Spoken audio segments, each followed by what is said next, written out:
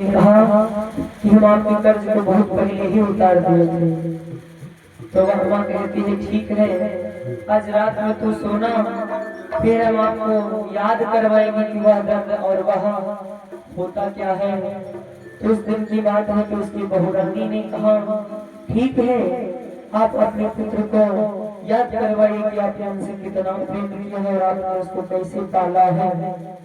तो उसकी माँ ने कहा ठीक है। और वह बुढ़िया माँ अगर भोजन भी मांगती तो उसकी बहू रानी क्या कहती, अरे खुद से नहीं बना करके खा सकती। और घर में सास का राज तभी तक होता है जब तक चाबी बहू के हाथ में नहीं होती। और बहू के हाथ में चाबी पहुंची कि सास का सारा कार्य खत्म।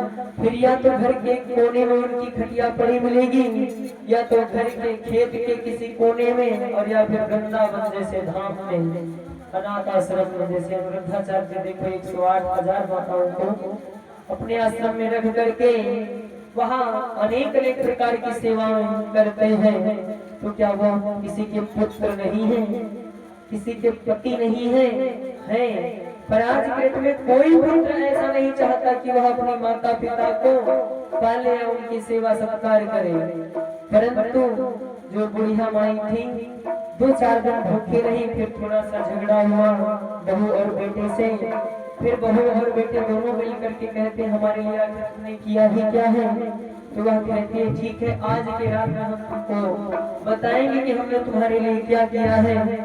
उसका पुत्र अपने बिस्तर पर सो रहा था, एक बाल्टी पानी भर करके ले जाती है, उसके बिस्तर पे डाल देती है। बड़ी जोर से छटपटा करके उठता है, अरे माते ये तूने क्या किया, पूरा बिस्तर गंदा कर दिया। फिर वह बिस्तर को चेंज करके फिर सो जाता है। फिर थोड़ी देर के बाद माता जी एक लोटा में पानी ले जाती बिस्तर पे डाल देती।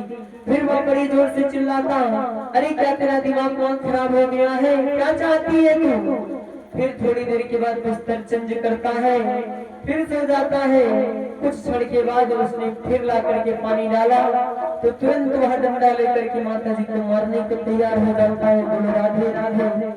तो अब माता जी कहती है, अरे पुत्र, सिर्फ एक रात में 3 ही बार जल डालने से तुमको मारने को चलाया, और हर एक रात में कम से कम 100 बार तू पेशाब करता था, परंतु हम तुझको हर